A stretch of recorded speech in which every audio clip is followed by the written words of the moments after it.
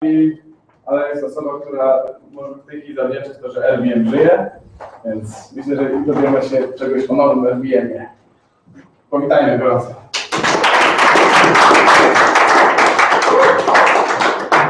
Cześć, wszyscy po polsku mówią, czy mówimy po angielsku? Yes. Angielsku, okay. So, I'm Michael Papis. You can find me on GitHub at mpapis, and the same account number at Twitter.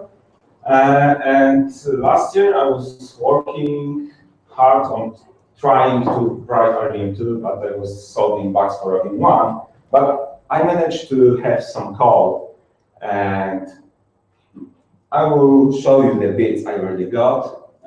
So this way. So the first piece, I wrote it about a year ago in December. It's Pluginator. It's a plugin system for Ruby gems. It uses gem-find file, and it allows, it will be based for RVM2 for finding different code bases that are needed to handle specific use cases, and will allow you automatically to add code to RVM2. So if you want to add more code to RVM, you probably will have to learn how to use it with Pluginator, but it's quite simple. There is a structure with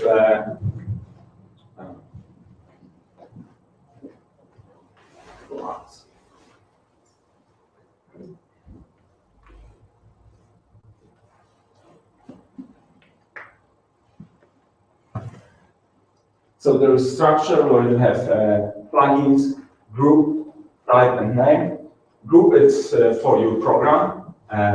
Type is different types of plugins for your program, and name is the name of the plugin for your program. The type can be nested, so if you have more complicated use case like 20 types of plugins, you can nest them so it's more readable. And the class inside of the plugin file corresponds to the path. Login plugins, you define Pluginator find for the group. Then you get the list from RVM plugins, and you can get different types. You can select plugins. You can iterate over them. If there's some functionality you don't have already there, you can add it. Like you can find different plugins types. You can add extensions. The basic extensions, there is already a lot of functionality built in. So you can get, if you can check if the class you are searching for exists already. So you can assume that certain class will exist, but you can check. Then you can ask different classes for outputs, so you can see if there is a plugin that supports your code, and it will load you the plugin. There's a lot more. Maybe if you are interested, you can check it out. I will go to next gem. Next gem is Ruby hooks. I was searching for simple mechanisms to allow you to hook to your gems, to your code, to your Ruby. And there is a lot of different mechanisms. Active Record has one. There is simplified versions of Active Record called also Ruby hooks. The game name is just hooks. This one is Ruby-hooks, and it uses Ruby observable. So the code for this gem is really small, like 30 lines. But the profit from this gem is that you get an automatic handling of documentation in your code. So if you write some hooks, you can properly document them. You get separate section in documentation. There is some usage. With Ruby observable, you can add observers, change, and notify. And I added a bonus change and notify, which changes and notifies, because I never had a chance to just code separately change and then on the end of code, on the methods, notify observer. So I always, when I needed to call the hook, I already knew I need to call it on this place. So I added the change and notify helper, and let's see the documentation. So this is the real bonus. You can document the hook with no TP para, and then your documentation will have section for hooks and proper documentation for it. Next gen, there is a bit more that you can learn a bit manually. I was doing research on executing code in different systems and in different contexts, like Capistrano's SSH kit does, and there is nothing that actually would allow a flexible system that will allow you to switch between servers, between configurations. You can switch shells, whatever you want. And there was no such system. So I wrote context filters, which is basically a gen that allows you to build context slowly and add on it, and then execute different blocks of code inside of it. So you can easily build something like SSH kit with this tool, but it's not restricted to just SSH connections.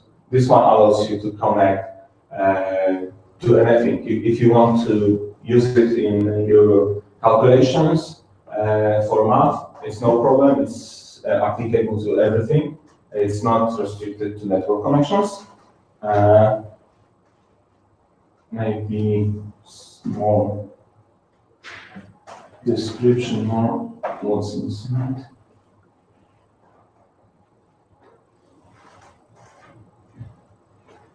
Yeah, so there are two contexts. There is global context, which you can define more and more different hooks for this code for execution. So if you decide to evaluate filters, you will get them evaluated later on, and you build it. And there is local filter, which builds only for this local single block of code. With context, you build global, with local, you define and build the local filters. And evaluate filters is the code that runs it. And next gen, command designer, is almost the same, but it wraps evaluation of the filters in command. So you can define commands, and instead of calling a block of code, you define commands, and the commands get evaluated based on the context of the current context. And you can change it with local filters, with global filters. There's even a small example. Let's see if it's useful. Yes, it's useful. Yeah. Okay, so you start with defining order, because sometimes you want to execute some filters earlier, sometimes later. So it's up to the person that defines it, the context, and can say what has to be defined in which order. So you can have the first execution, nil is the middle, and last in this context. But you could get 1, 2, nil, -2, -1, or whatever type of order you want. And you can define 5 filters, which will, like the last one, the first filter defined is to be executed on the end. It's for the server, and it changes the command to be command and continued with the command name or the whole command. And the second filter will be executed at the beginning, and it will be only executed for target for the command true, and it will be changing the command true to be end true. And then we execute a local filter, and that will change path and execute the command in this context. And then we see examples if we want to execute true, the command will be built using the first filter because there is no server in the context right now. So we will get CD to the path and true, and for the false, no prefix. And when we go to the prefix version, when there is context for server, we can see that the build command will be prefixed with command, and depending on the order which we defined in the beginning, subject filter, the command is added on the end. So the string was added on the end, and the end was added first. So we get command and false. Actually, it should be command and true. There is a bug. Yeah, in this place, it should be true. No, I will have to fix it. Okay, so this is the framework for building commands. So depending where the command will be executed, I can define the different contexts, different wrappers for commands, and change the behavior depending on where the command is executed, or maybe which environment is used, maybe which shell is used. So it's quite flexible. Next one. So next one is remote execution. I spent quite a lot of time researching how people do remote execution, how they define contexts, and the most useful use case is when you want to execute something locally with RVM.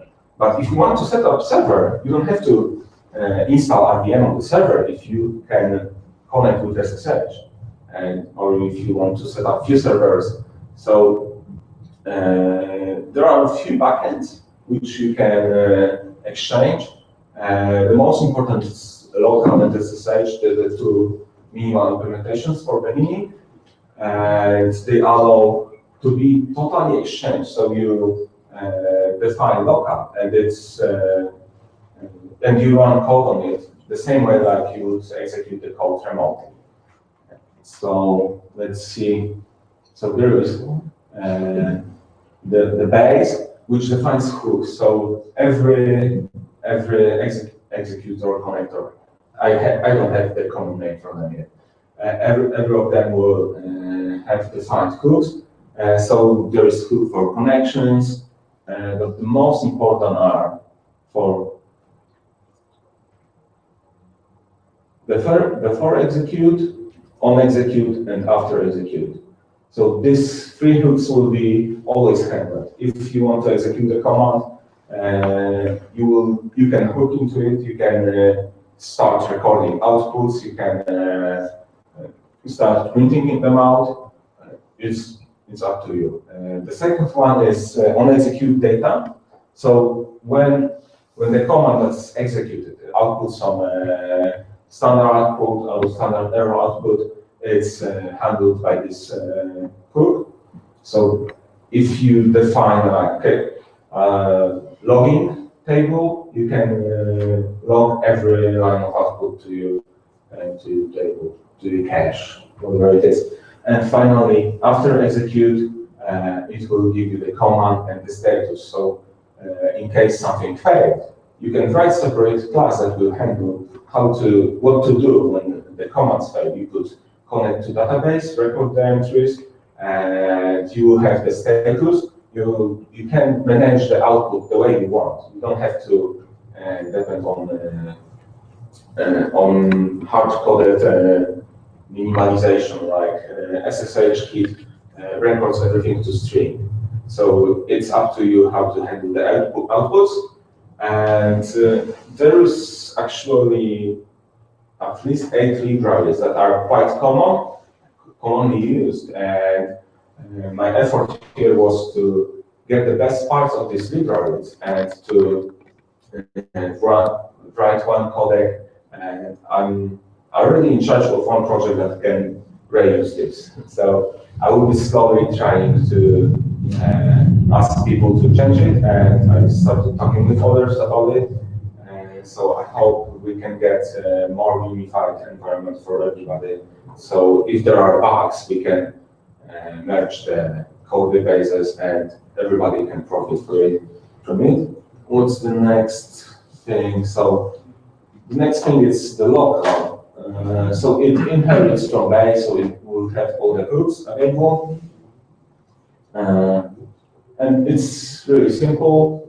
It uses session gen, which will execute every command in the given context, plus call the hooks needed for starting code and for starting command, before command, after command,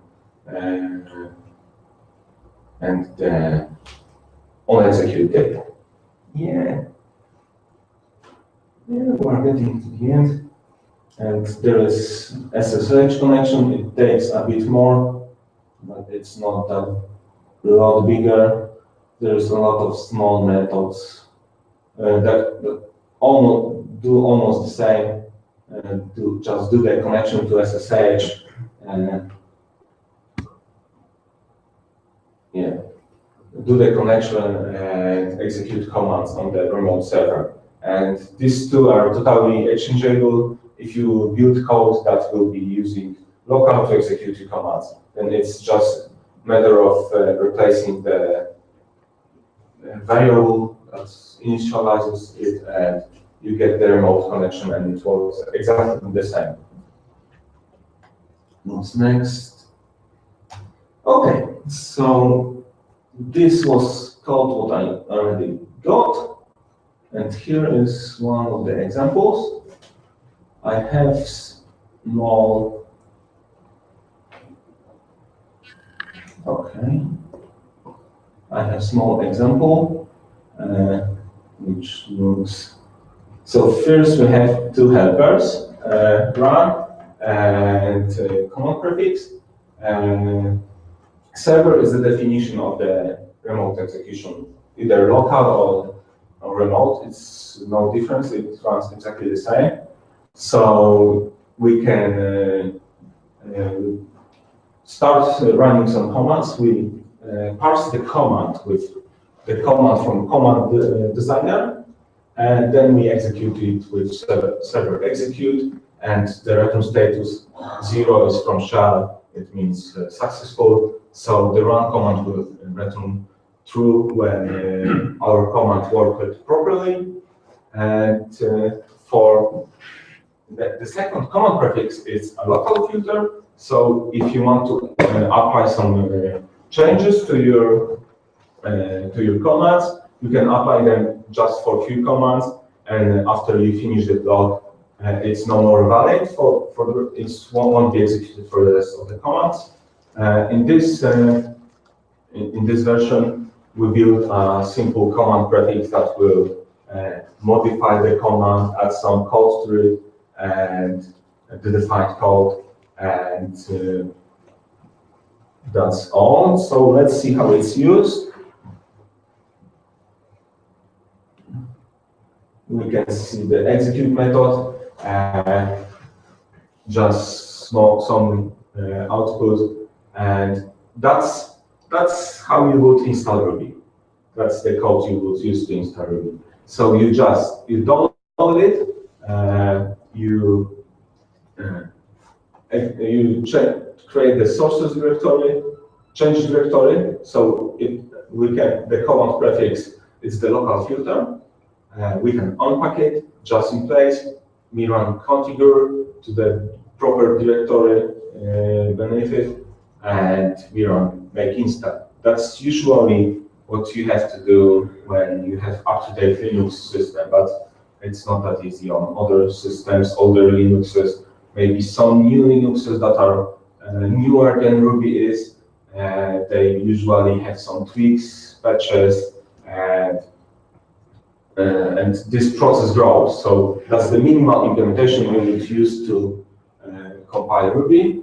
And I was trying to run this code and it didn't work, but I have something that works. The second code base, it's a deploy.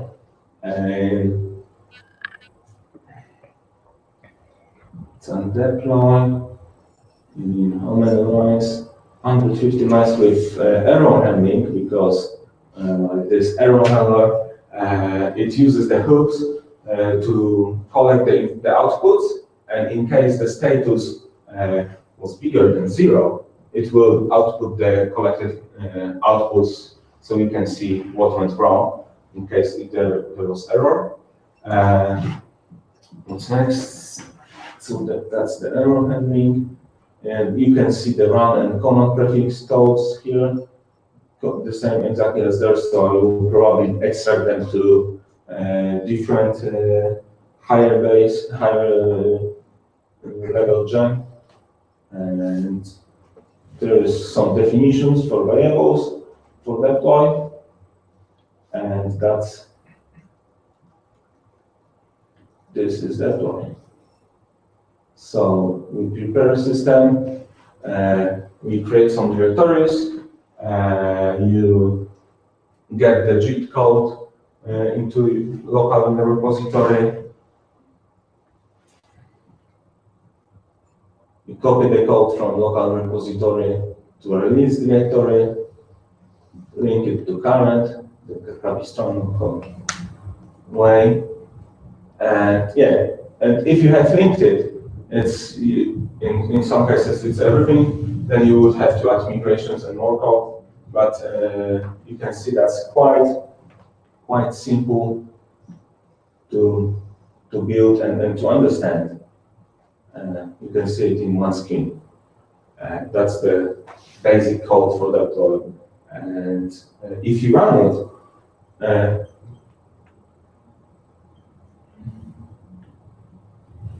it, it's just a matter of replacing the remote exec. I was testing with local, and after I was done, I was sure everything works as I expected. I just switched to the remote server, and everything worked exactly the same. So next, so that's all. What are the next steps? I will be building a connection pool that can handle more than one connection. So you can define code that will be executed locally, remotely, on more than one servers.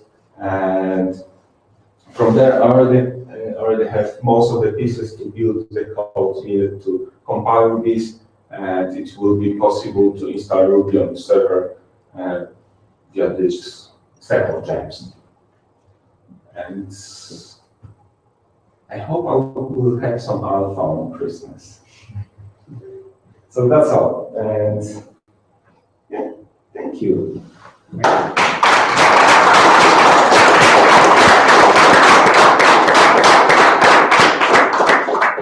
Time for questions.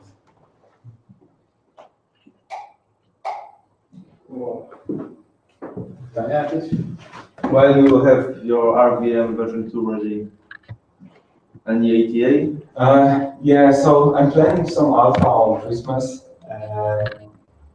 Actually, I think I did all the things I needed to do in RVM 1, but always every second month somebody comes and points something that's quite a critical thing. And as RVM 2 is not yet ready, I have to implement it, and then sometimes it's matter just of a few days to implement it. But after it's implemented, there are bugs, there is fixing, there is writing documentation, and it takes again time. So the last time was less than a month ago when I was adding signature, maybe more a month ago, when I was adding signet releases to RVM 1. And probably I hope nothing will happen till the end of the year, which will lock me out, and I probably will be able to write more code. That will be the alpha. I still have time, money to work on it, and I will continue to develop it. And I finally have some examples how it will be put together, because for a long time I was developing these small pieces, and you couldn't put them together without having all of them and without having that much code that I have already. Will it be faster? Will it be faster than RVM version 1? Because it's painfully slow on development machines. It depends on what you mean by slow. By switching directories, it's goddamn slow. I hate it. I don't know exactly how much faster it will be, or if it will be faster, because everything in the shell level of it will be changed to the modules concept of Linux. There is like 12 implementations of modules, and I will try to keep compatibility with it. So, so the modules, it depends how it's fast, how the modules are fast. But it's pure shell, and it possibly will be fast enough to be better.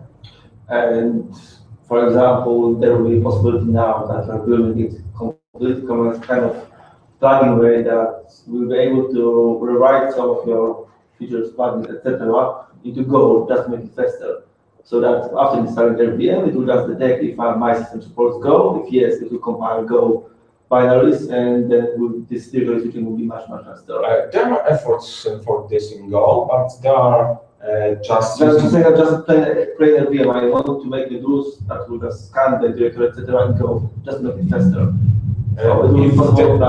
So RVM will reuse most of the tools that you have on your system. So if you want to copy files, it will use your system of copying files like the cp command. If you want to sync the world directory, there is rsync.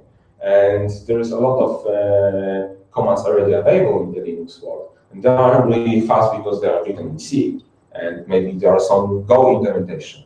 But RVM will be just a wrapper for the logic, and commands will be executed in shell. My aim is to make it executed in one context, because if you run commands via SSH right now, you get for every command you get separate context. That's really problematic, and the environment changes for every execution. It's just reset every time. So if you set some variables, you cannot get back to it. And I will be trying to wrap it like it's similarly like the local shell is wrapped in session gem, so you get context for your environment. You can set some environment variables, and everything happens in this context. It's really fast, and it's just wrapper for the logic. The commands on the server or on your machine executed.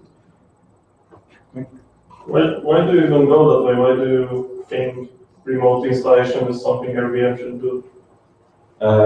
Yeah, because a lot of people used RVM to manage their environment, to install Ruby, and what I'm doing here, it's really extendable to make it work not just locally, but also remotely. And if I use, there are projects that do it already in Ruby, so I will be duplicating their efforts.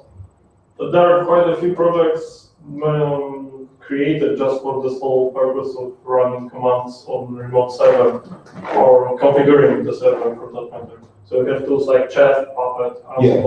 All of them are really limited and have purpose mostly to be for system administrators and are really hard to work with. You cannot hook to them, you cannot check what's happening inside, you cannot get output properly. If the commands execute, and in Chef, for example, in Chef, when the commands execute, you have no option to see the output. That's on purpose, you cannot see the output.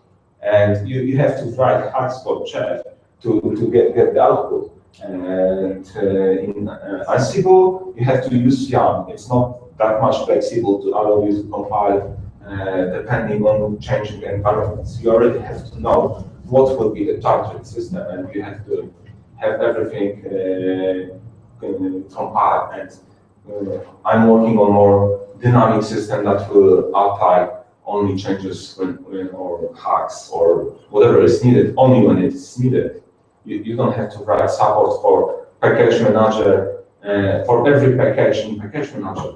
You can just define a rule how the package names change, and you can apply it. So you don't have to write every package name for your system. You can write, I want just this package and only handle the exception. So I want to have a system that will be more intelligent, that will require more effort from system administrators and developers. And yes, I don't want people to use RVM in the meaning that they have to install always on their systems. Maybe there is a company policy, they're preparing machines, so it would be enough to install it only on one administrator laptop, and he would say, install everything on the developer machine. I don't want to install RVM on this machine. Just install the tools we need for our work on this machine. Or if you are building different images for your servers, it's still the same, but it's designed to be more developer friendly. So you will be able to hack it and to see the outputs. If you want to change the commands, it's up to you what you do with it. And with Chef, I don't feel like having this control. But are you going for the full environment configuration? I mean, it's RVM, Ruby version manager, and right now we are talking about full system configuration for running Ruby or Ruby on Rails application. Which doesn't really mean only installing Ruby, right? So yes. We are going for the full system configuration.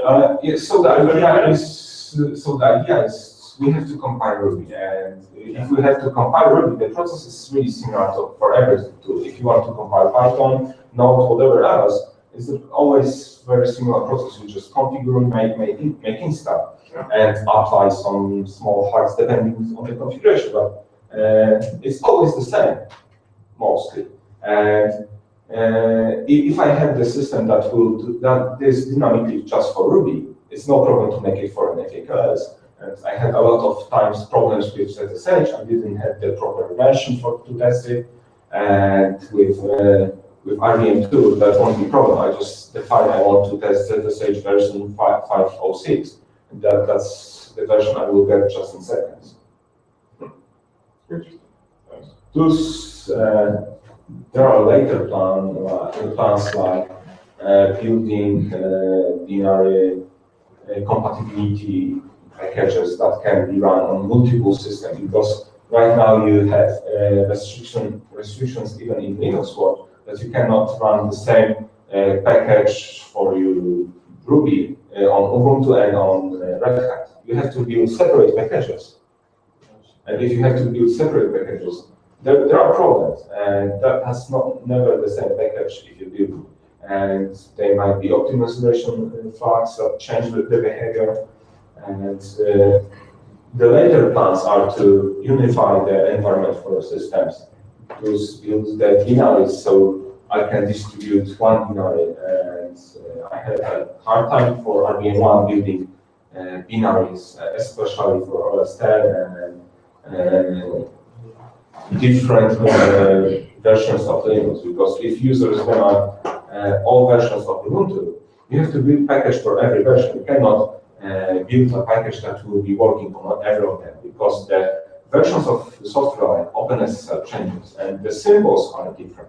And you cannot use the version from the old Ubuntu and the new one, and you cannot reverse the situation. So I'm trying to go for the whole situation, not just compiling Ruby. If you want to compile Ruby, you already have it in RVM1. That's already done, and it's working. If I would be focusing, want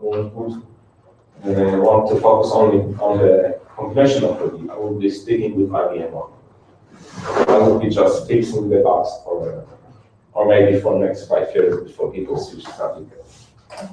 I want to have something bigger that's solve small problems than just compiling Ruby, because I don't believe people will compile Ruby in 2 or 3 years. You will get binary packages for everything, and your environment. It's a big problem right now that Linux distributions doesn't handle dynamic environments. They handle just static environment. Install everything in /user local or /local/user, and you have everything installed in your system. And they don't allow you to install 2 versions of Ruby and switch between them.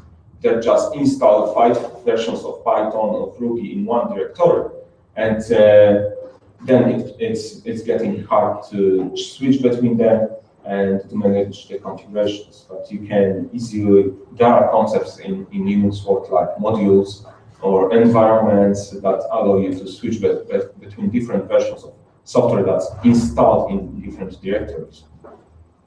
And yeah, go in this direction. More questions?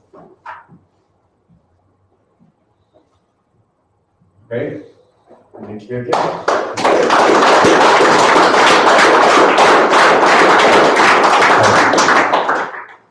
Zrobimy sobie teraz 5 minut przerwy i zrobiliśmy kolejną prezentację.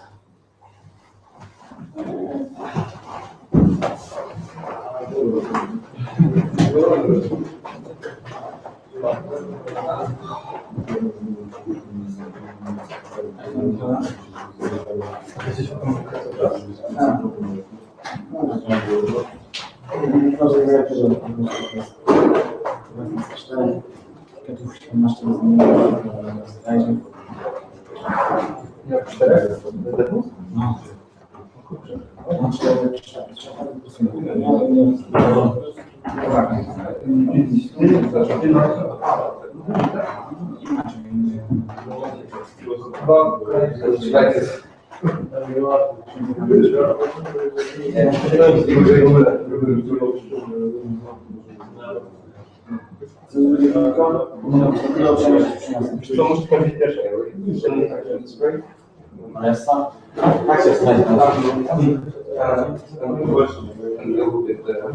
lightning it's called lightning support section. Just get up.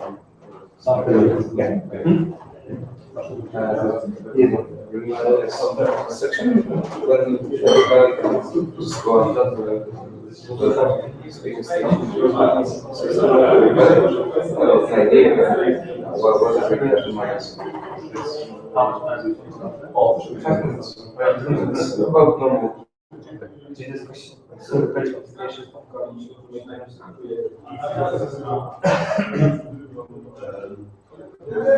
It's nice that you have live feed. Yeah, people are watching it online. It's great. It's like the second time it's been done like this. Yeah, sure. We used to stream or it's called Webinars. We used to stream so it was recorded. It's a new section called new module. So it's being recorded and people can watch on YouTube. Wow. Yeah, it's like 20 seconds delay on each. So that's why I'm and then people can ask questions even when they you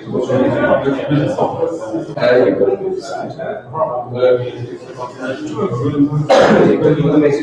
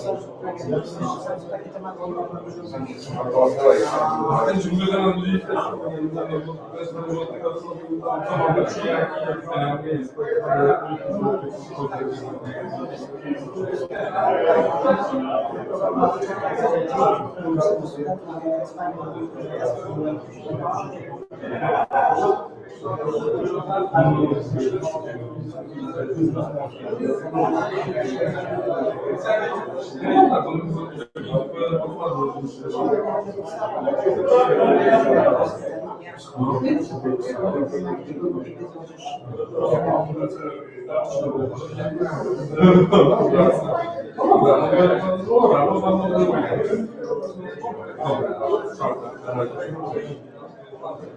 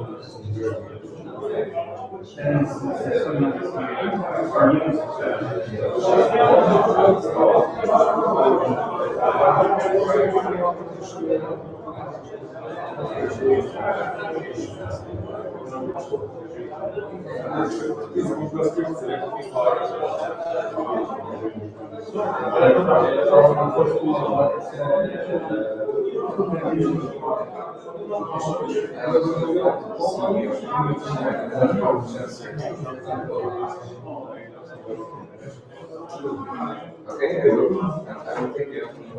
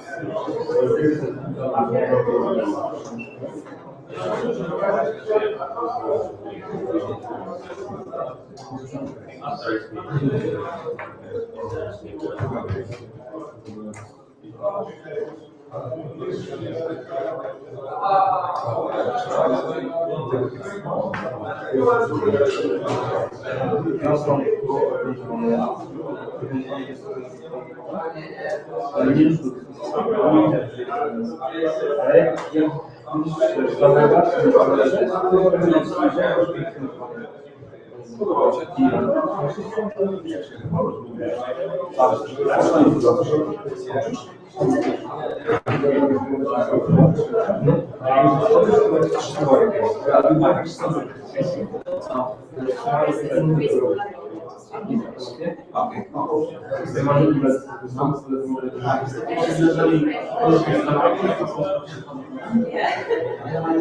This is really technical.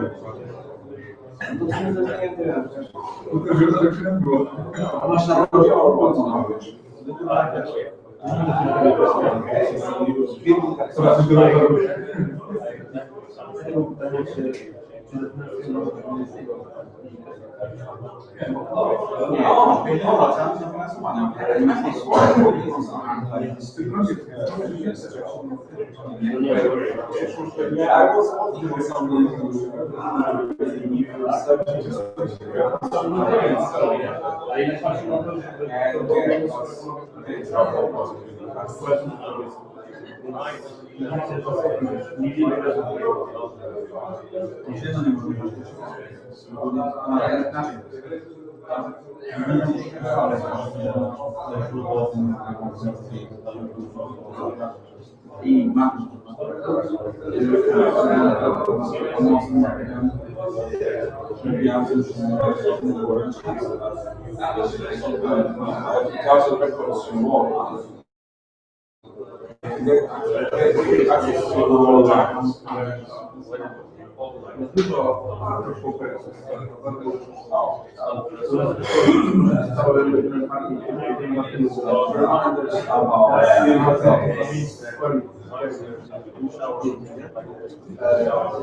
it would have to use like Zdjęcia tutaj sukienki. Nie mam. Kurde, genialne. Tak, to Ja mam na komputerze.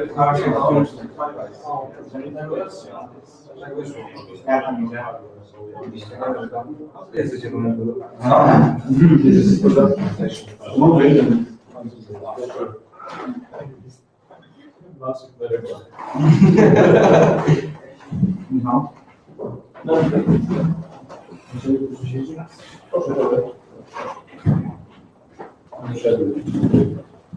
Hej, powitajmy Aleksa. Aleks opowie nam o tym, jakie można świetne rzeczy robić na Amazonie.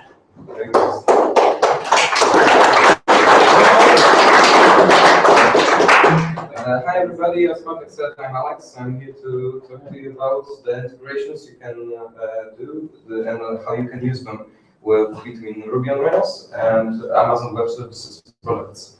I'm not a salesman. I just like the things they do and the way they do it. You can find me on GitHub. I have a strange nick, yeah999.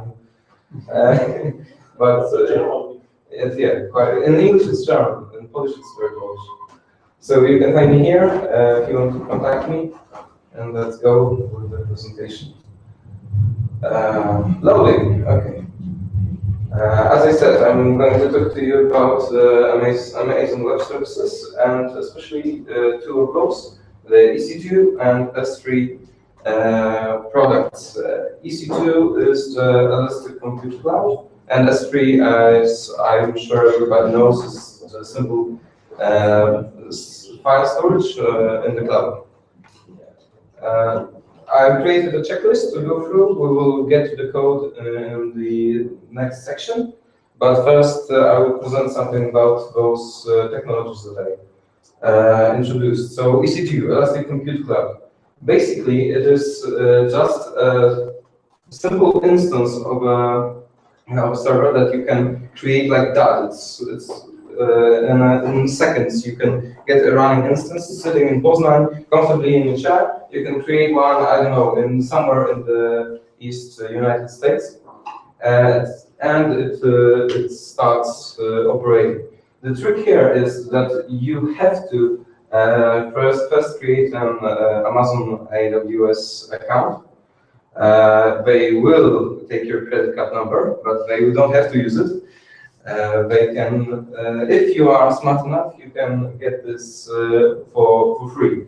The thing is, yes, you have to give it the credit card number, but if you create small instances, they are called the Amazon free tier. I guess it's called T1 Micro instance. It's free of charge for a year. Then, if you don't use it anymore, you just take it down. You can create another one. Just keeping up an instance and all its history, so long is possible for Amazon. And smaller instance, a small instance open for a short period of time is not a problem. And you can also connect to the EC2 like a simple server through SSH connection. The best way to do so is to create a key pair for the connection. You just get one into your keychain, and then you are free and safe to get online. The second thing that I didn't mention in the title is Amazon Web Services command line tools. Basically, it's everything you can do with Amazon products merged into just one tool set, I'd say, that you can simply fire up from your Bash console. I will show you something about those. It just went nuts for me, okay. Okay, so you can control, for example, the EC2 from the Amazon CLI from online tools. You can do absolutely everything that is possible through an online web console when you log into your account, the one that you're paying or not paying for. And you click things, you can do it from your command line and get things done. As you can see, you have a lot of available commands. For example, you can come in and take an image of an instance, save it or put it up into another instance, and so on and so on. It's a lot of stuff. What I like about working with Amazon products is that everything is documented. It may not be the easiest thing to read. It's not something you read before you go to sleep, but definitely it is all there. If you need to and you know how to Google things, you will find it. Okay, and the second thing, of course, there are many things you can use the CLI for, but the second thing I always use it for is S3 connections. As you know, you have buckets on the S3 storage. A bucket is a kind of construct, like a folder, that you put your files into. You can do it remotely, of course, because it's a cloud service, but you need some ways to manage them. You can categorize them by folders. Most Ruby users use carrier wave and for to get it up and running, and I will tell you why it's a bad idea later. Because you can do it better simply. But if you are on a computer with CLI installed and you know your credentials, you have them somewhere, you can simply log in to the instance you've created, to the bucket or only your account, and move between buckets and give commands for the files there. The thing is that normally you have a standard. The notation of files in S3 is a bit different from the standard URLs we use.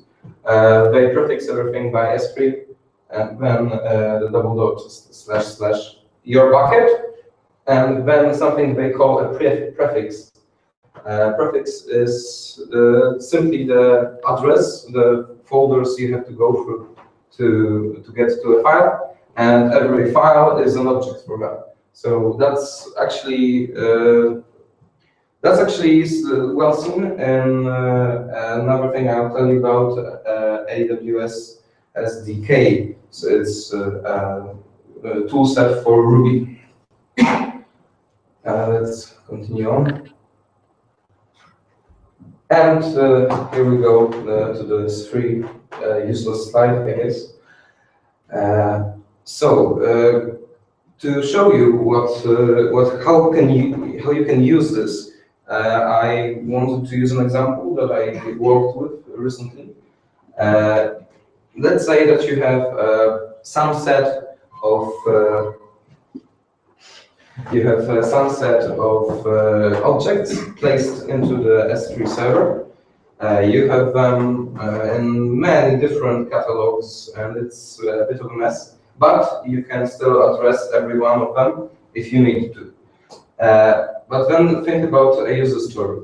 A user comes into your application, let's say, and wants to download a set of those objects that you have stored on S3. How will you do it? Because downloading or giving link to every one of those assets will be tiresome for the user. It's not the best idea looking at it from our side. It will take a lot of connection time. Plus, it will create a big mess for the person who downloads those files. It will be just file after file after file. And you have in your database an object and a class instance that says those things are connected. So I created something that once actually froze one of our production servers, but it was improved later. Something that will allow you to simply download an entire set of S3 objects into one zip file, but in a one zip file without burdening your server with actually zipping those files. How can you do it? The first thing is a simple migration file. You create, I call it zipped file table. It has a name and a S3 key. So here we have the first thing. The key is everything in Amazon. Is everything that follows the bucket name, including the slash. So you have your bucket name, and then some hash where you stored your file and your file. So everything here is the key. And storing it this way is a great idea because everything in Amazon works this way. You get, for example, the instance of an EC2 instance. So you get the name and then the key of the thing that you're addressing. For me, it's kind of smart. It's nice, and it's nice to have a representation of it in your database. That way, you will not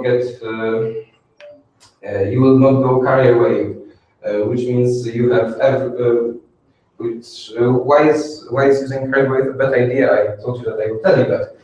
It's because everything is closed for you.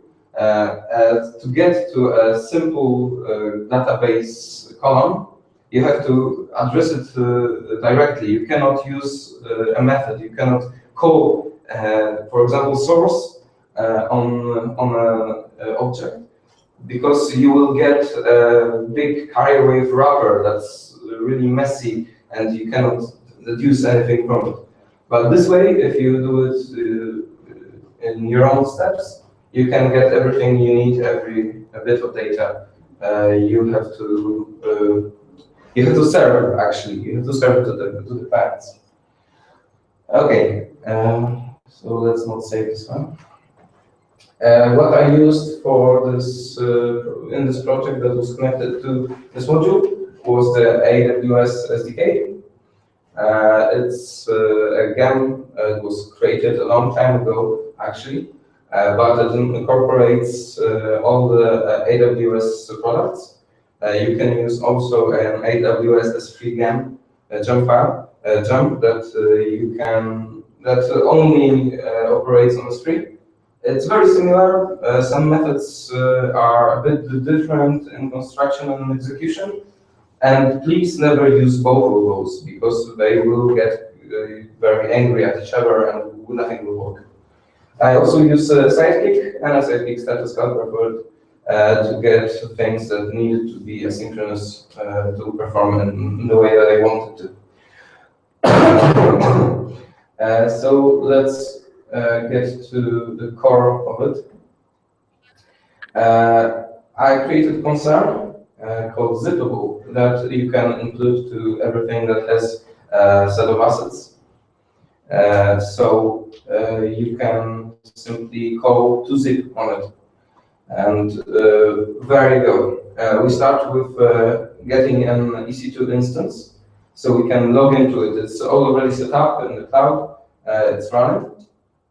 You have to authorize yourself. So we call this method. It's private here. That configures through callback to the AWS. It's the first module of the gem that I added, the AWS SDK. You just pass your secret key ID and access key ID to it, and you can authorize yourself to an EC2 instance by using a key that was created for S3, for example, because it's the same family of products. Then you just call AWS EC2 instance new, and the instance name that I've put into a variable here. The names are kind of messy, so storing it in a variable is a good idea. What is fun, you can actually check already the status of the instance that is running in the cloud. If it is not running, actually at the time, you just record the message using a role version.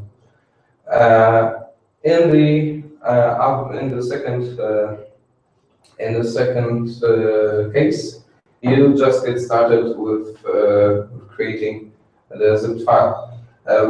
Actually, when you go, what I've done is logged into the EC2 instance and told it to generate a folder. But given a case scenario where a couple of users use the same functionality at the same time, they could get matching folder IDs. I could create an MD5 hash to be safe, or any other way to validate that it will not happen that two folders will have the same names.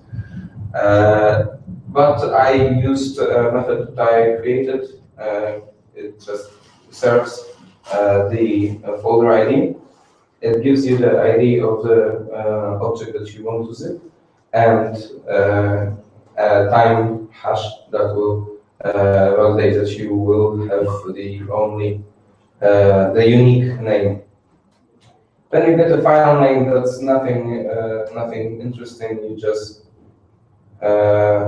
just call to folder ID to zip, and that's nothing new. And then we go to generating a zip for an instance with a folder ID.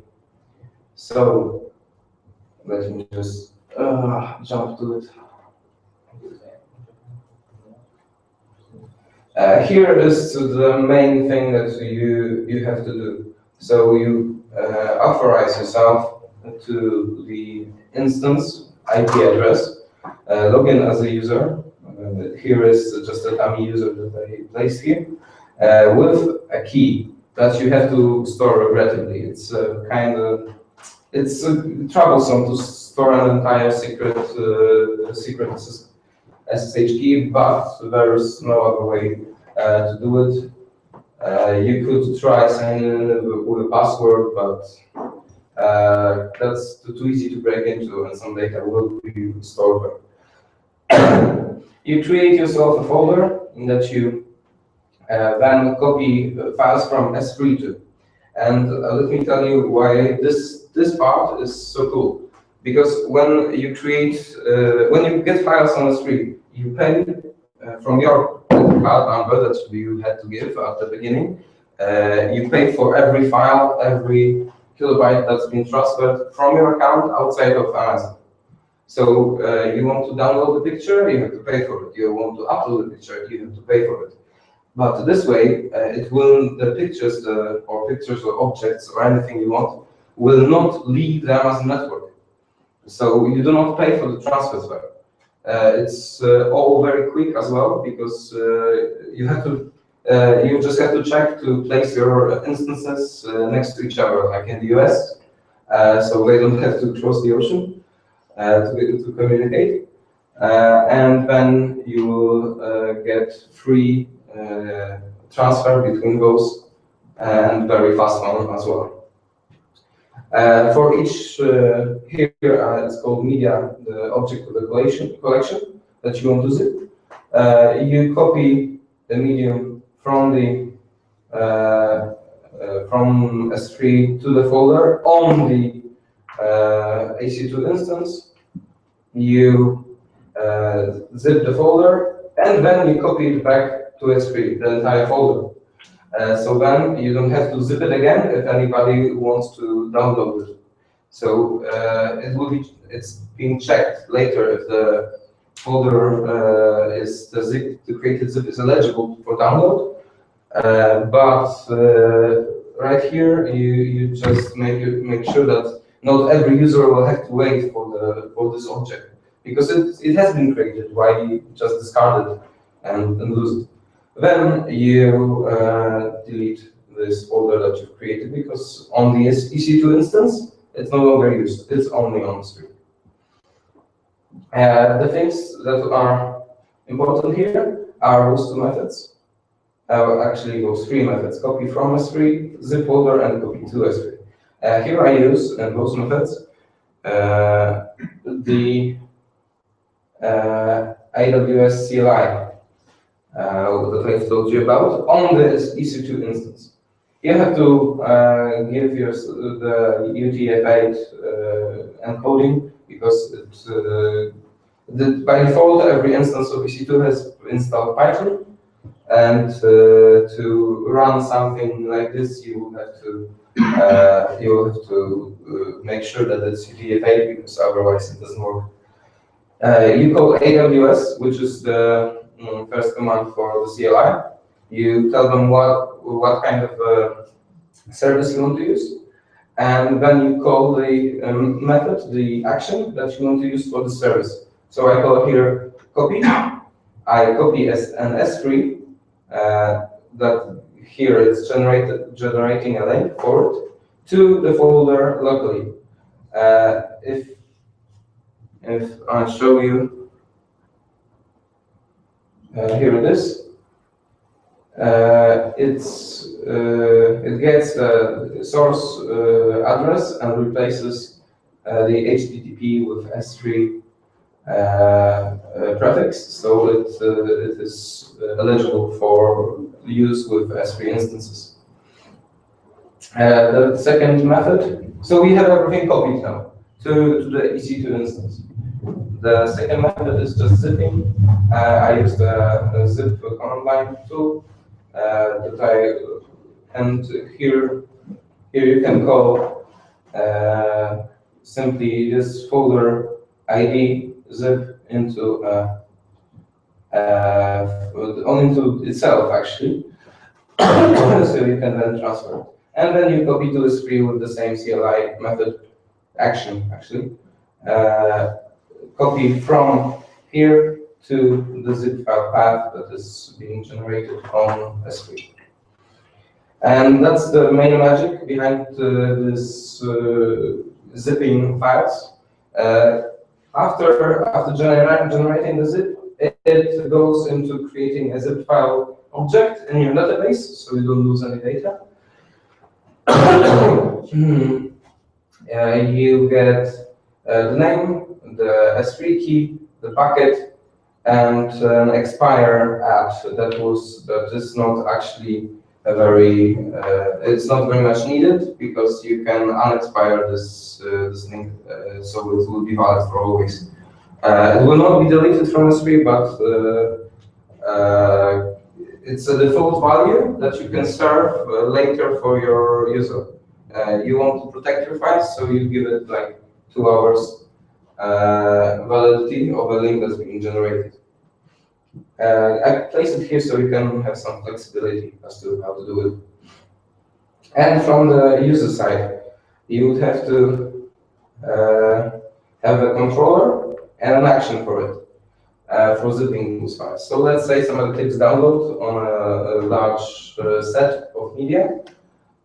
You first authorize the user, of course, authorize that he is able to download the collection that you requested. And then you call a sidekick worker that does the rest of the magic for you. You just place the collection ID here, the current user ID. Please do not pass an entire object because sidekick is not objects in and out of it. You can just pass IDs.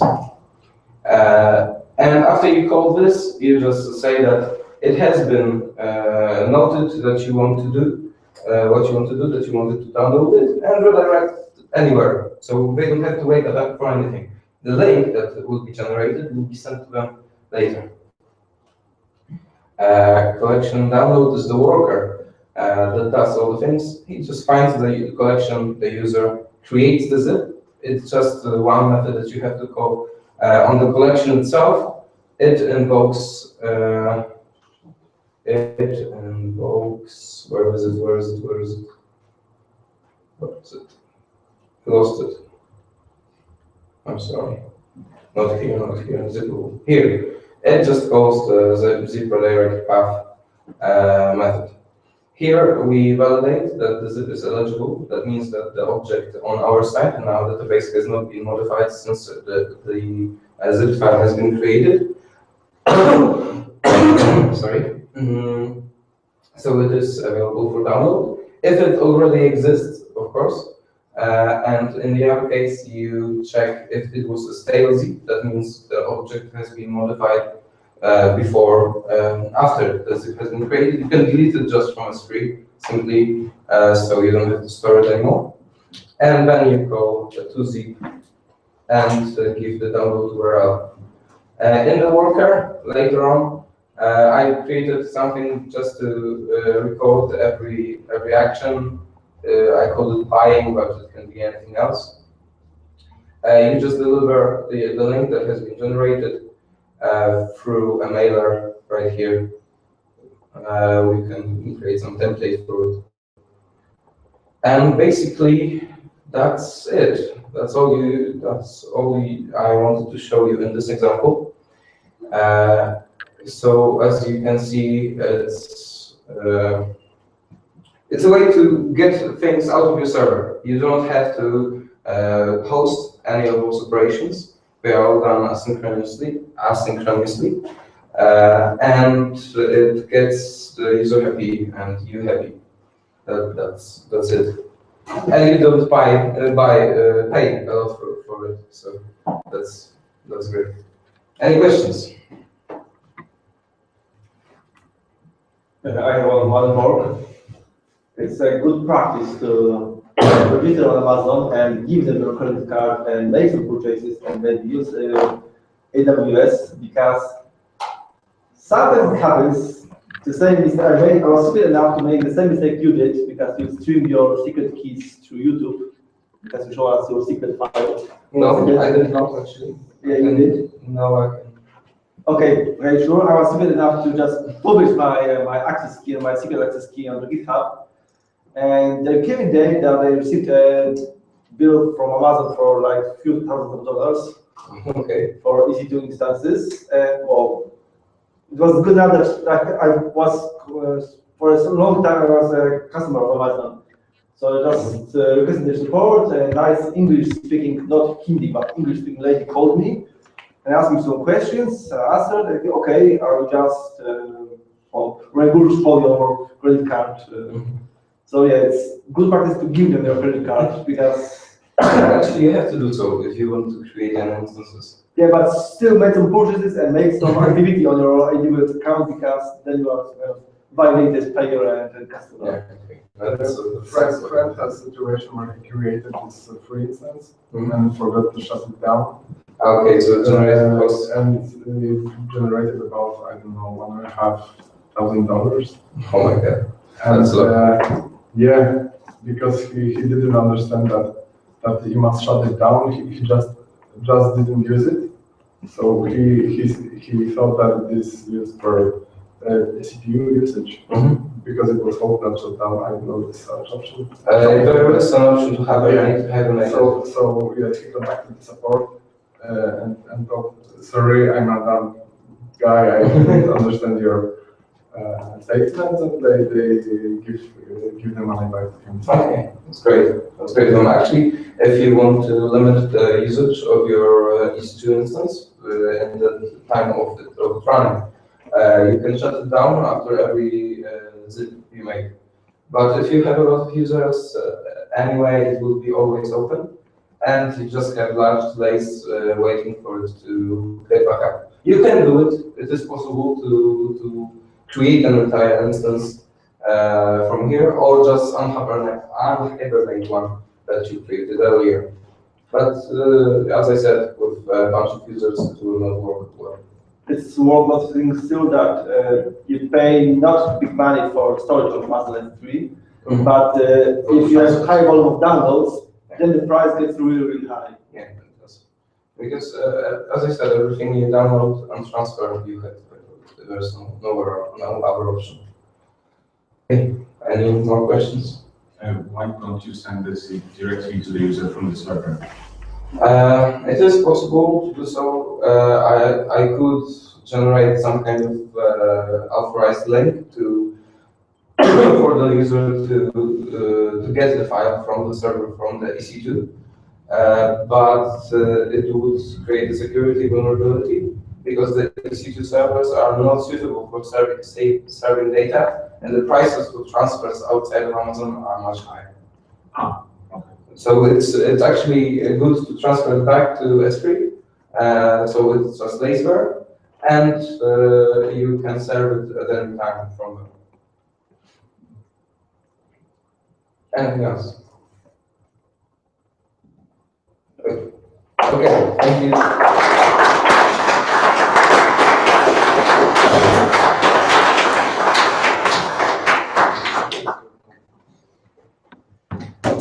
Przerwy, jak ktoś ma jakiś najpierw, to zapraszam za 5 minut.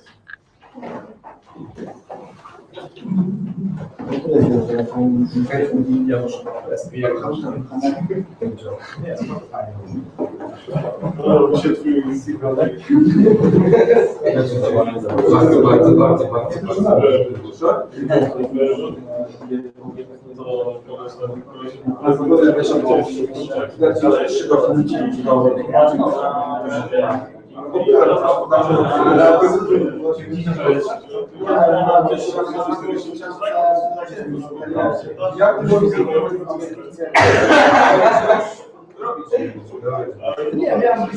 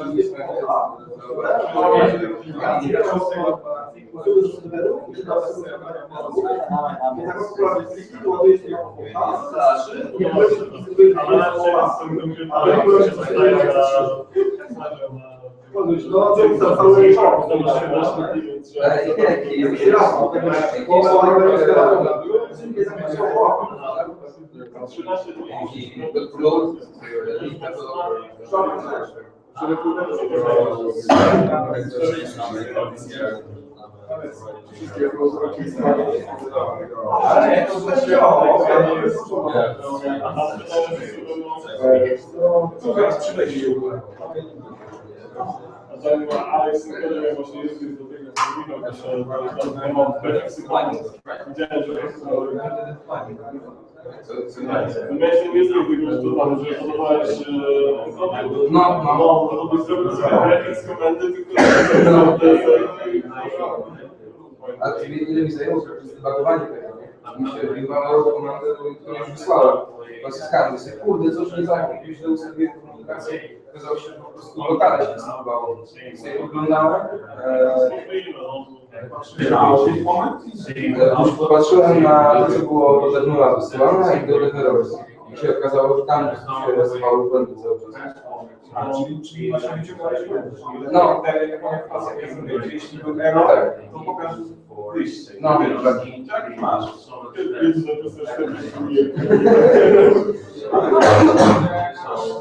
Wiesz, to będę przynosił do...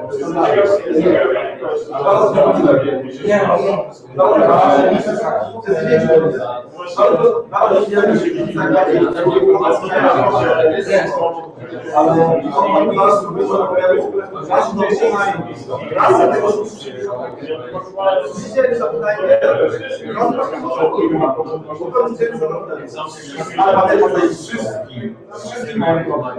Bo po co ja traktuję wszystkie posty równie.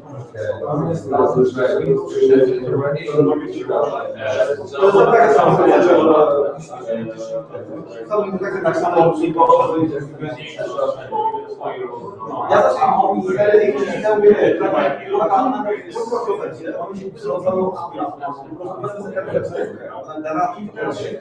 jeśli się was poda zebrać, to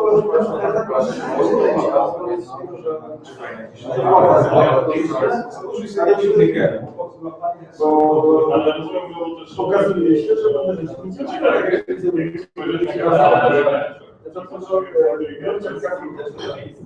jest różnica.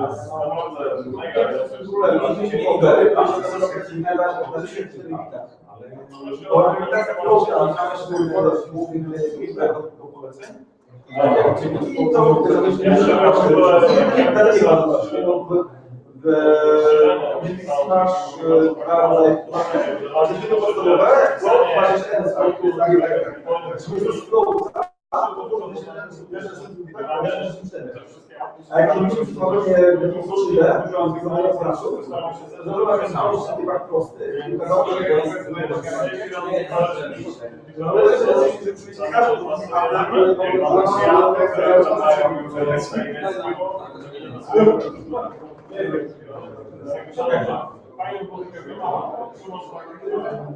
Prug napisał naszą trójkę. Miał być taki, że skipy są takie wykonane, że były szczyty, tak masz cechę, że masz gdzieś tam próbujesz te wszystkie sposoby, jak to szczyty. I wrzucasz tego małego wyniku migracyjnego przez mój serwer, że mam taki co zadaluję, jak napisałem trójkę. Świetny moment, żeby się robić, jak napisałem trójkę, to już wszystko. I moment debagowy, zacząłem pisać konkretne skipy. Nie mogę zabrać błędu. Widziałem błędu. I się okazało, że jest taki pisze mam ze 100, nie widać czasem odpływy. To nie tylko. I ktoś pisze, że no naprawił, wiem, że kapitalną panu działało. Ja w stanie 3 zasad nie działa. Nie wiem czemu. I jakby ktoś mi mógł napisać zestaw testów, to bym nie widzieliśmy.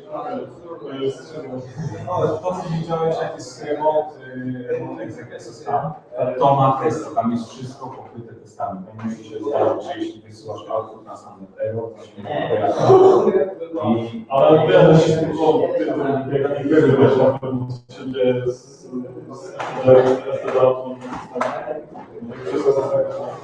Jak najbardziej, tylko że Ale może być to jest taki nie ma. oni mają zdanie na to ponad 100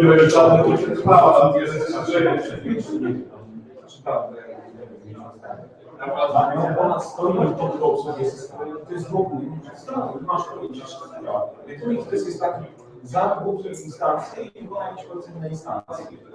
Czyli jeszcze na tym systemie to twoje polecenie zadziałało. Mimo że to jest Nie ma migracji. To bardzo zmartwiło. Jest tak, że jak można się szybko skapnąć w ciągu ginie i jak spakujesz to miejsce, żeby to było ten komput w tym konkretnym przypadku, to naprawdę to nie będzie działać wszędzie indziej. To zobacz tak, że w którymś momencie mają coś takiego, że jak masz tam STD, on się pokazał i to kasujemy STD i wyświetlamy STD z jakiegoś powodu. Tam ktoś wnosił bug, że się 2 razy wyświetla z kolejny system, naraz jak wyświetla STD, to jest STD. Takie karty są. No i oni naprawili ten bug, żeby się podwójnie nie wyświetlało, po czym z kolei nie byłem szczęśliwy. Całe zgodowe. Twoja wina! Zgadzam się, nagram się na tym, nie używam. Tak samo Ubuntu 14.04. czytałem ostatnio Boga, to się wydaje, że nie używali się tego przyjemności. Właśnie zacząłem się rywać, więc myśli powiedzieć, że Wiesz, to jest tak, ale tu widzisz. właśnie Mikołaj mówi, że Nie. powinniśmy używać. Teraz to jest RTS. To jest RTS, ale RTS. 14.04, Ale RTS. Każda wersja korzysta z RTS.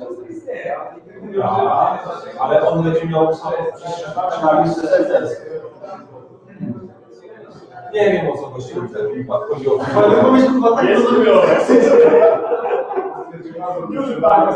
Nie, no co, Oni wypuszczają te wersje. to jest 14 Starczy puszczają wersje minory, to puszczają majory, korzystny major jest RTS. Nie, dasz też ten RTS nie teraz RTS. Ale wiesz co, jak patrzysz na tabelkę, kiedy będą nazywać testy, i tam na tym są. Jest absolutnie nie ma tego. Co pół roku nie, ale tak samo co pół roku Ja tam się zna faktory. Znaczy nie, kupią gdzie postawione RTS, to jest spokój. Gorzej, jeśli jest jeden, jak 13 zł wtedy, jak jest kurwa komplet, to może być duży jest update, duży jest update. Nie tak, to jest problem, bo nie ma źródeł tego, żeby nakładać ten system. Ja bym tak, że się powinien to mądrze stawiałem, że odebrałem pozycję przed disku na 6 dnia, jak doszliśmy do w połowie okresu, to tam 4 lata teraz straszne.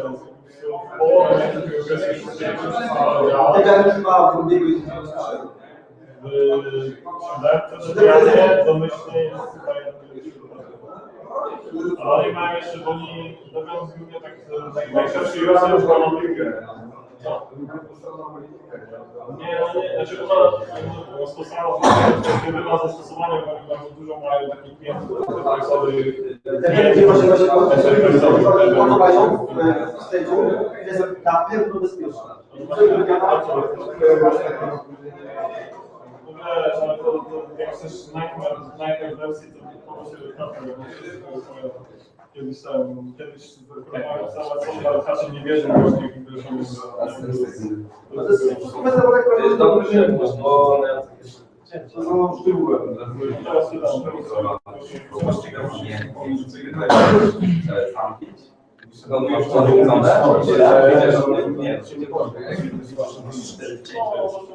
Coś jest tym Czy po prostu wyekstrahować na Czyli. Okay, so let's start with the first lightning talk. Hi everyone. My name is Ashok Edith. I'm from the United States. First, I want to say thank you to everyone who spoke today for speaking in English, and to the rest of you for putting up with the presentation in English. It was really helpful to me. I don't speak Polish. However, I have been married to a Polish woman for 18 years, but I still don't speak Polish. Good choice. Good choice. My daughter, she's 12 years old, she speaks perfect Polish. So, basically, I am the former CEO of several financial institutions. I was CEO of financial institutions, regulated financial institutions in the United States, in the UK, in Poland. I was CEO of Domotowski, and I was also president of the German bank in the past. So I wanted to explain that as my background so you understand that what I'm going to tell you next is not a fantasy. It's actually from someone who ran a very profitable business and have made billions of dollars for businesses that I have run in the past. So what I am doing now, I invented something that I believe, and the few people that have seen my invention believe, will completely change the world and will change the way you search the internet for information, for products and services. Today, the way you search the internet and the way you interface with the internet is the same way you interface with the internet in 1988. Nothing changed. So Google has 400,000 employees and they're so lazy and idiotic. They have not spent any time to transform the way you receive information. So what you have is a glut of text.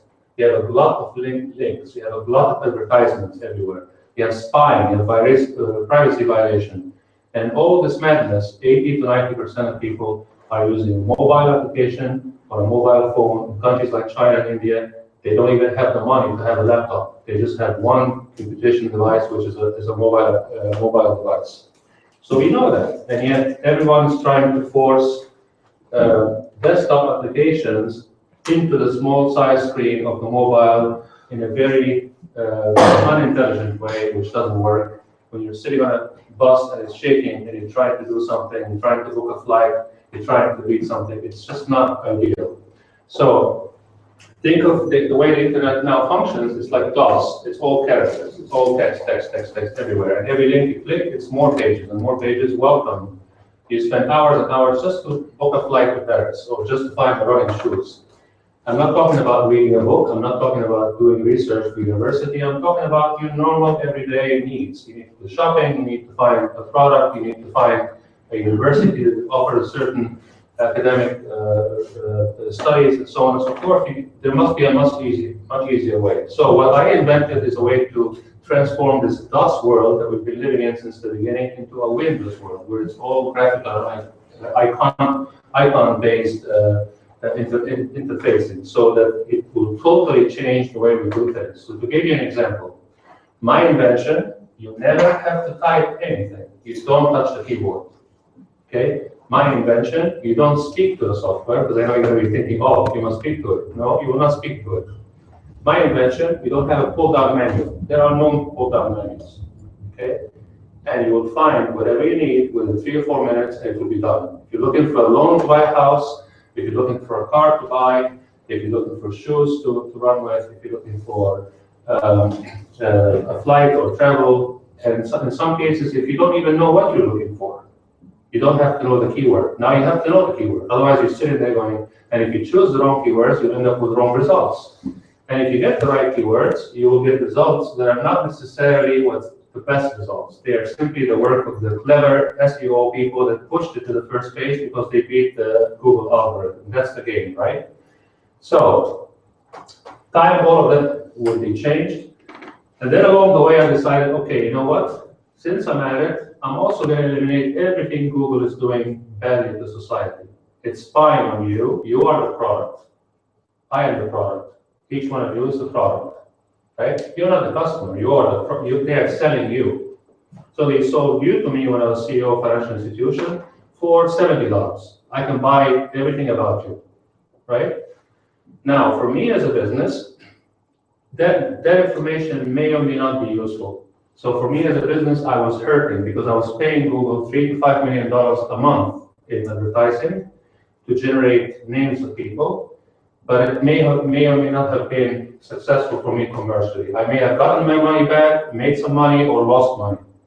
So in my model, there is no advertising, there is no spying, there is no privacy invasion, And the only thing we make money from is when you decide to buy something or acquire a product or whatever, we get a percent commission from the provider when you've done it. So the business will love us because the business will have an interest to make money first, not spend advertising and then hope they'll make money. They will make money first, so they're happy to pay us, and pay us actually much more.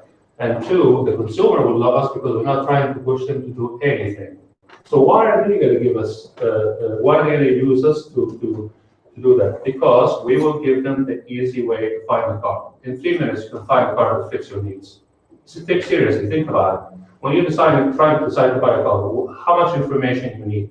Unless you're really into cars and you want to know every little detail about specifications and so on and so forth. Generally, you want to narrow it down quickly by fuel consumption, how many seats, is it luxury, is it standard, is it sedan, is it SUV? Few categories you can nail down very quickly and just zoom right to the few cars that fit this criteria, and then you click on it and it will make an appointment for you to test drive those cars, and you're done. So you don't have to go through 500 cars, and you don't have to go through so many pages to read on every website all trying to sell you a car.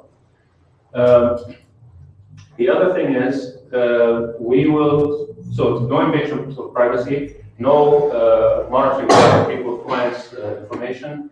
Rather, we will be doing what the customer asks us to do. Then this led me then to the evolution of the idea and say, wait, if we can reach the point where we can help people do things easily, how about we do the next level of things that are very torturous on a daily basis? For example, you know, the only vertical software really in a computation device is operating system. I'm not an IT guy, by the way, so stop me if I'm wrong. It's the operating system. It's the only thing that's vertical. It's so wide, it covers everything, right? It has to. Otherwise, you cannot build whatever you guys build on top of it, right? So you need something that vertical to do it. But after you get above the level of the OS, everything, everything is, the OS is horizontal, okay? But once you get above the level of the horizontal OS, everything is vertical. So each person in this room is part of a team that develops an application for this, and another one for this, another one for this, another one for this, but they don't talk to each other, and your life and my life are torture because they don't speak to each other. So for example, if you book a flight in a travel application, your travel application doesn't tell you calendar when you're flying, so you have to put it manually, you're gonna make a mistake, right? If you wanna go shopping, the shopping application doesn't talk to your budget or expense tracking application. If you want to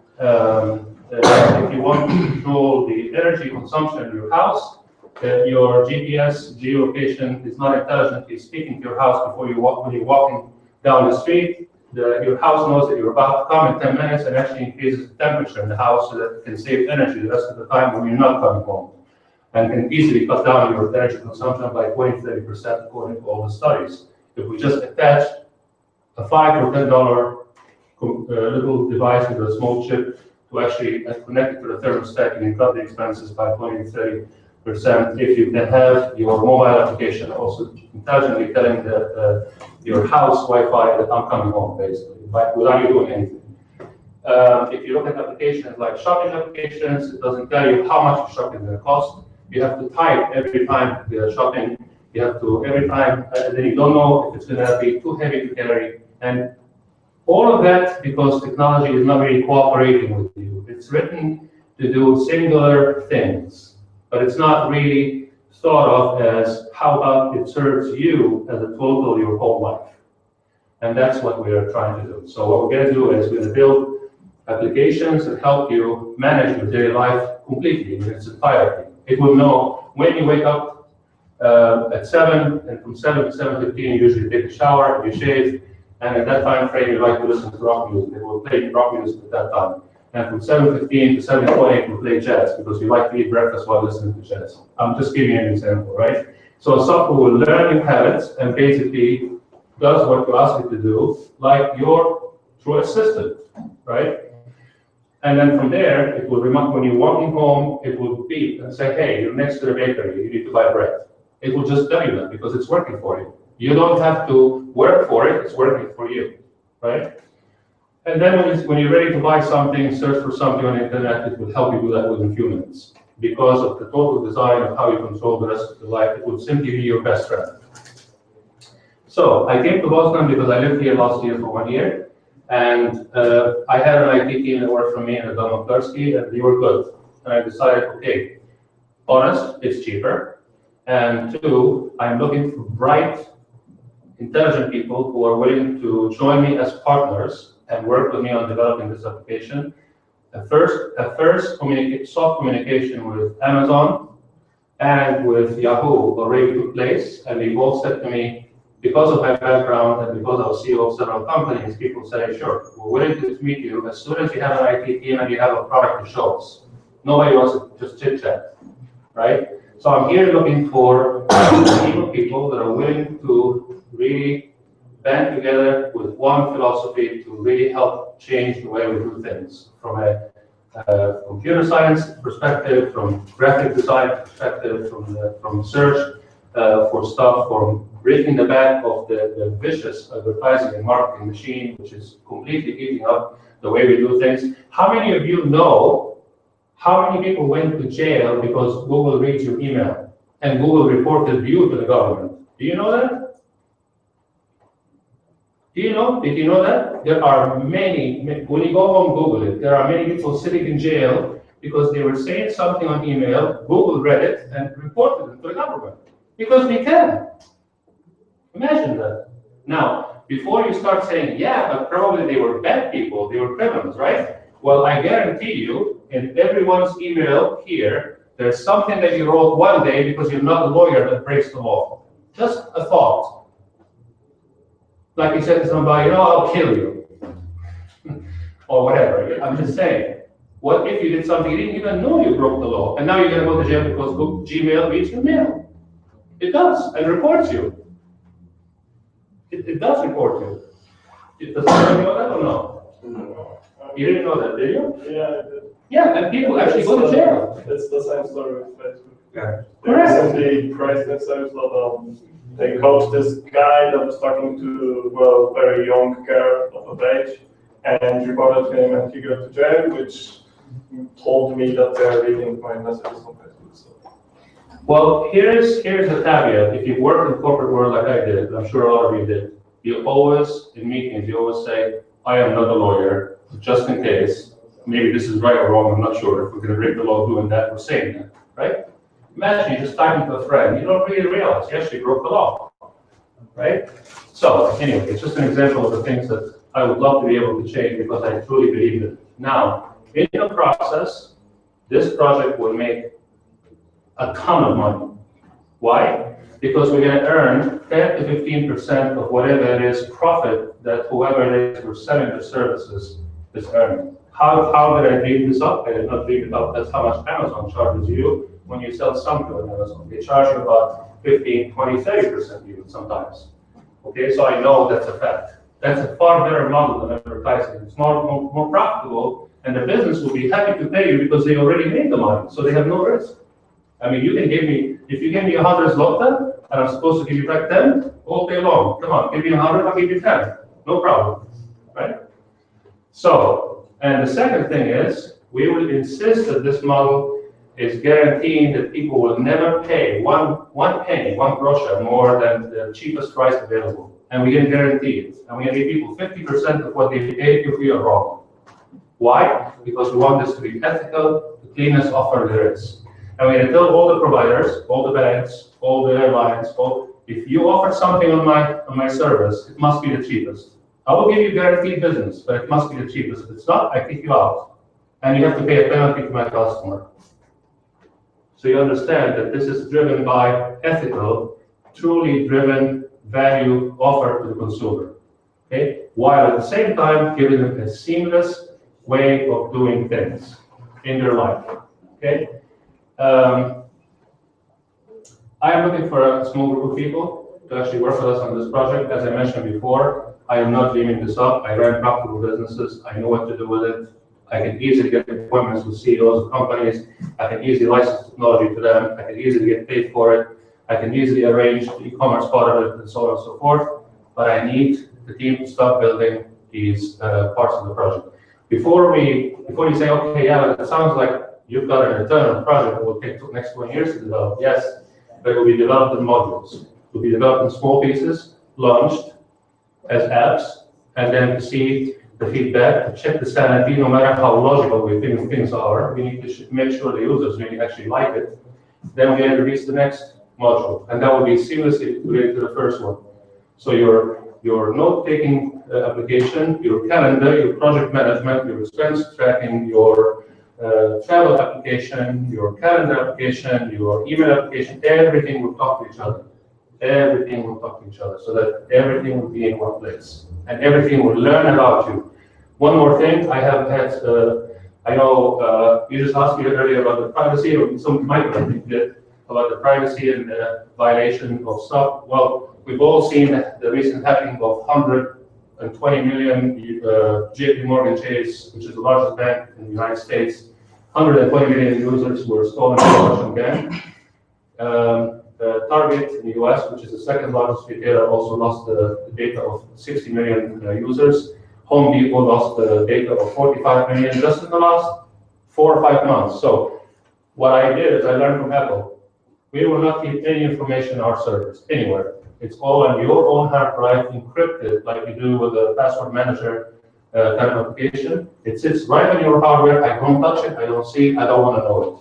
And you only release it when you're ready to buy a pair of shoes and you want to tell this website your size, your name, your address, and your credit card number. To release it only to the website because you said so. Okay? And the rest is keeping it on your own hardware. And it only synchronizes your own device over Wi-Fi with a master password so that nobody else can access it. So, if you wish to talk to us more about this, we can stay behind. I'm leaving to the US tomorrow morning. However, I'm willing to stay after this and talk to anybody who's interested to speak with us about more details about this project. Okay, thank you very much for your time.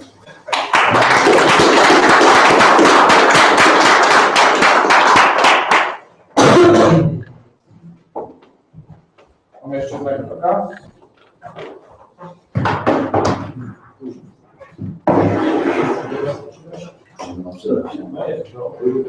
Yes, nie, wszystko się.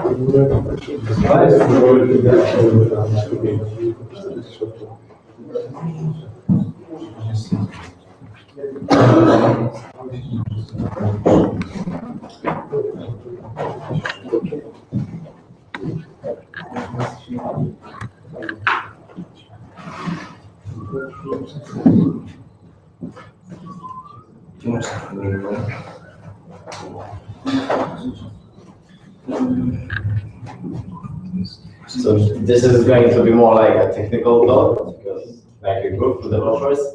I'm going to like divide it into 2 small lightning talks.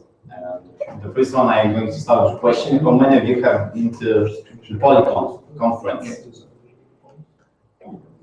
Okay. How many of you heard about that conference, Polygon? Okay, that was a conference that was here like a month ago. It was a conference for polyglot programmers. I've been there as volunteer. It's been a great experience. Like every subject touched a lot of functional languages like Erlang, Pascal, Clojure, and other languages. My first thought was like, oh my God, I need to learn some functional language. And you would ask me why. We got Ruby, right, which is beautiful and is based on objects and also has some aspects of functional programming. But it's not really that fast as functional programming languages. Sorry, this is the truth. Python also is not so fast, Ruby is not so fast. We can't help it. And there are some occasions in which we would need functional language, which would be much faster to our needs. That is why the phone companies use Erlang, Are they centralized? And that's why some scientists use Haskell and so on and so on and so on. Yeah. Why we don't use functional languages so often? Because two reasons. One, it's difficult, or the second one, it's not really that good for us to read. You can tell them about Haskell or Erlang and whatever else. But where is the syntax? Elixir. Have you heard about Elixir language? Okay, have you heard about Erlang? Okay. Erlang is language I told you, like for invented in like 90s by Ericsson, and they open sourced it in the late 90s, as far as I remember. But it's not so nice, and that's why it's not so popular, especially in the web applications community. But okay, sure, go on. And there was a guy in Brazil. He ran a software house and based on Ruby on Rails. And after some time, he told to the CEOs that they could do some applications in Erlang instead of Rails. They told no, because it's too difficult to access and so on, so on, so on. So he made a language that is built on top of the Erlang, and it's called Elixir. And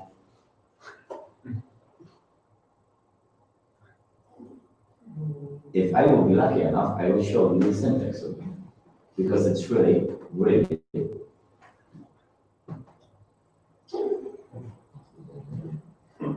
similar.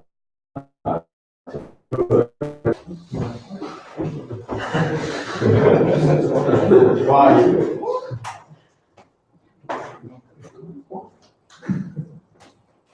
He wrote this Elixir language like 3 years ago, but it has been in beta version and the 0.something version for a long time. But since a couple of weeks, it is now in 1.0 version, and 3 books came out. So it's actually going to really stable version.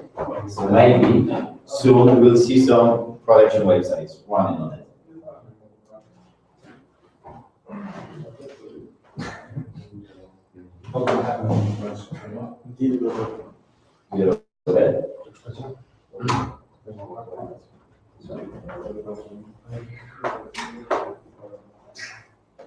The max screen is off. Call IT.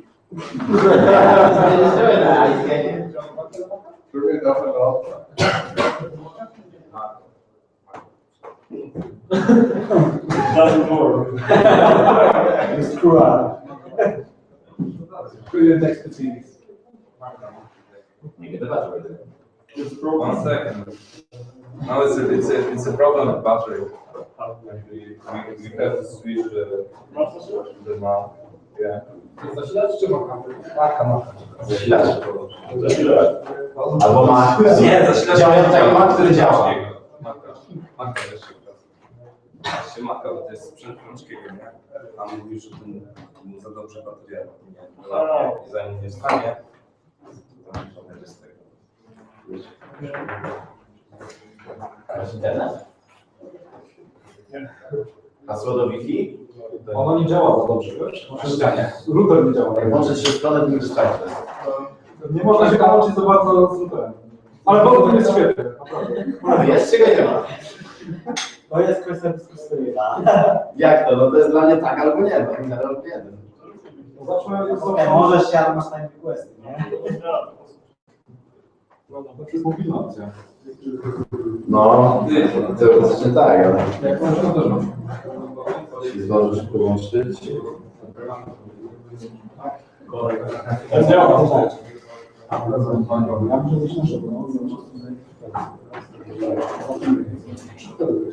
Antena, czy nie? Bo jak coś spodobasz.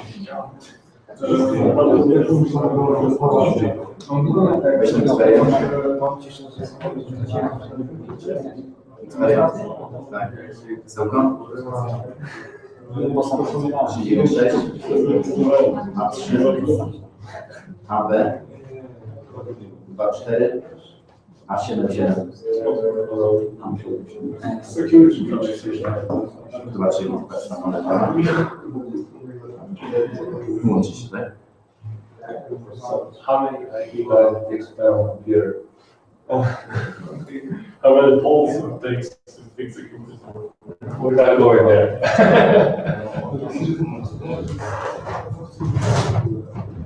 No, that's a universal problem. I know, it's actually funny. It's what year we have right now? It's 2014, right? And we still have this kind of issues at the cable. Exactly, you know, it's unbelievable, isn't it? Yeah. And hard, like Alex earlier, we waited for that because it was HDMI, this is not HDMI. It's like, That's strange. To co, czy Elixir to jest framework, czy to jest DSL na bazie? Oparta na swoim. Okay.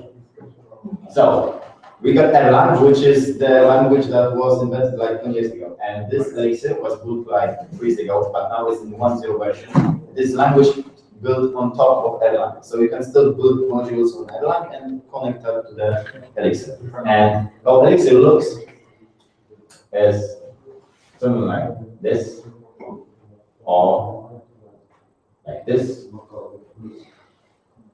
more like this. DSLs.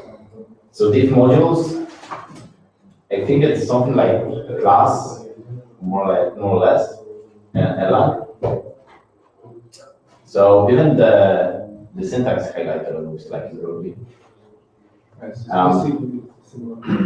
Yeah, so I think it was checking out, and of course when we got Elixir, then someone thought that we need to build Rails in Elixir. So here we got Phoenix framework,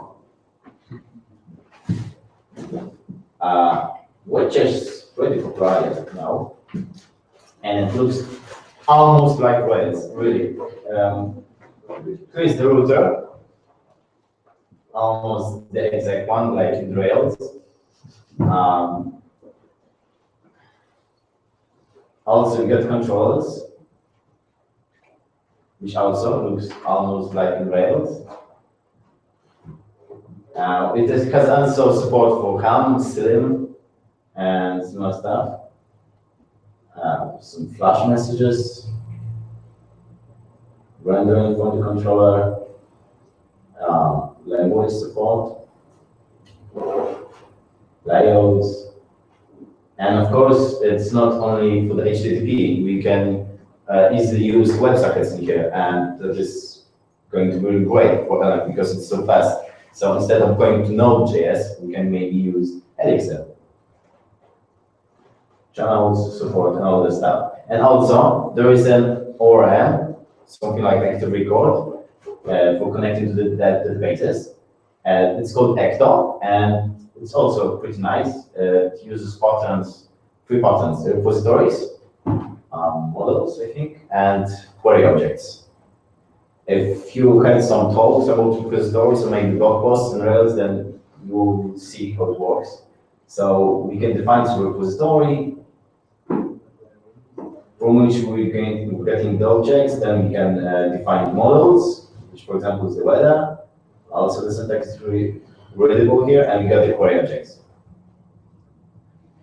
So the Elixir is stable from like 1 month. We got 3 books that we can read right now. There is much more and more blog posts right now being written down on the internet.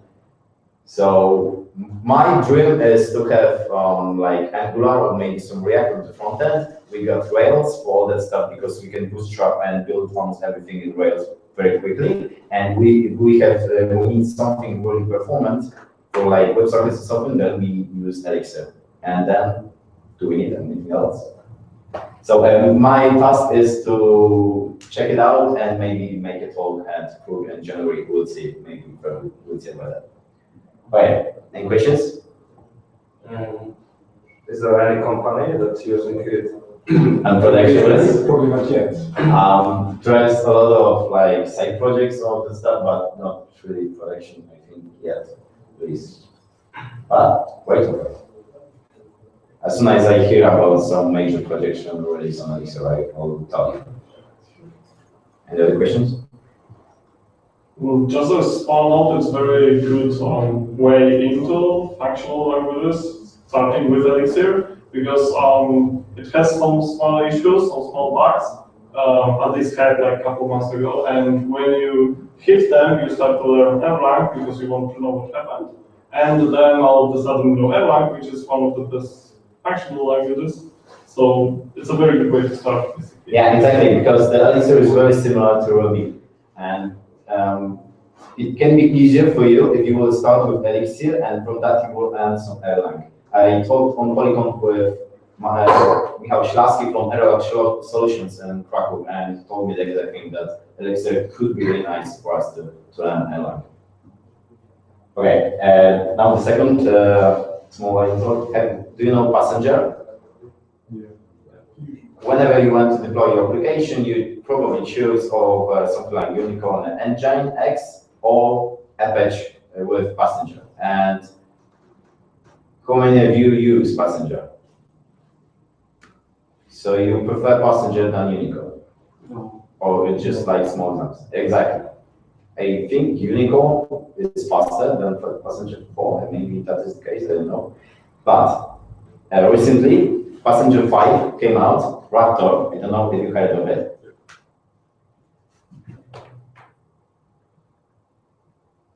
You might want to run for Ruby server. Yeah.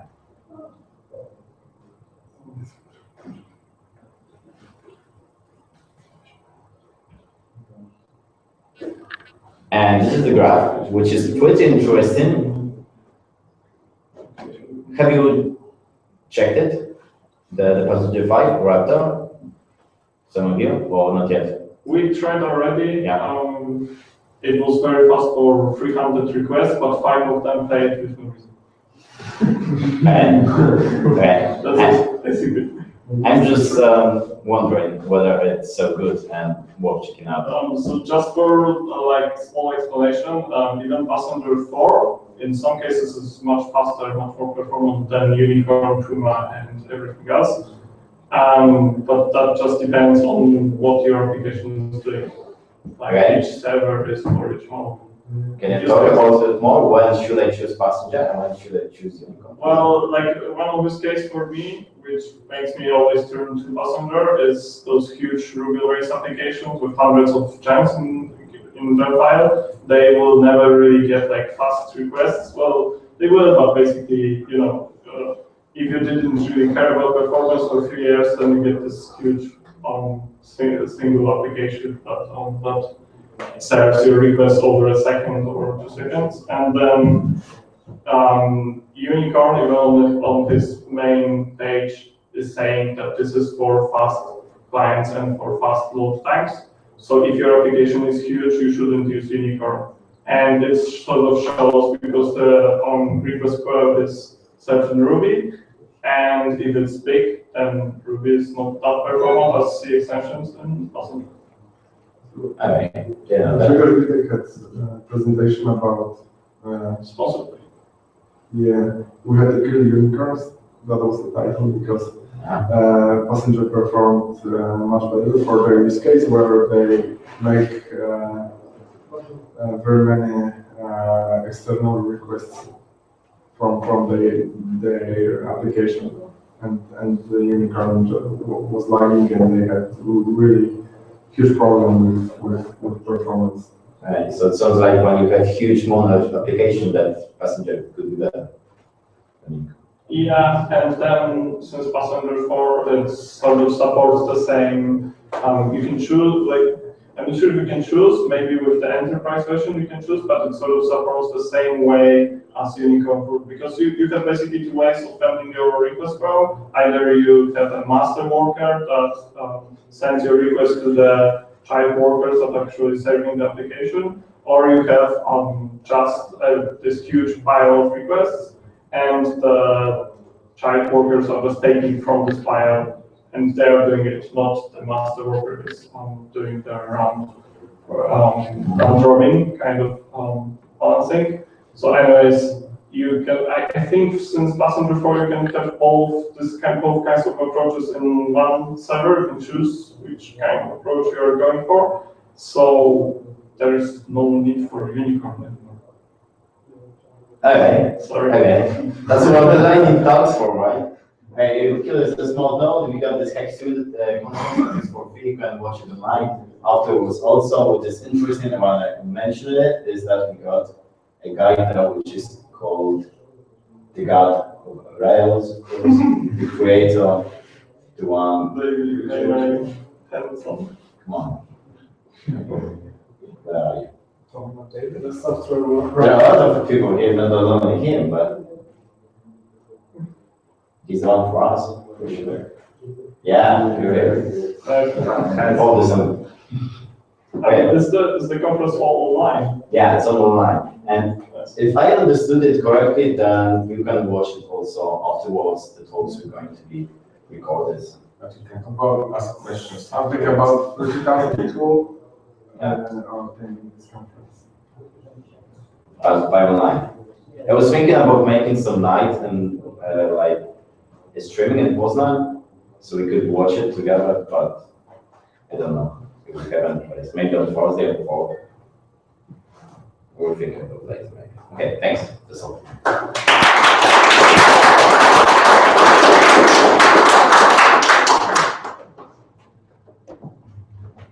Za wszystko dziękujemy za przybycie, dziękujemy Nikola za to, że nas hostowała. Za miesiąc już próby nie będzie, bo są święta, bo wypadało to na pierwszy dzień świąt, ale w styczniu zapraszamy ponownie i czekamy na nas, żebyście ludzie zgłaszali z własnymi wnioskami. Dziękuję.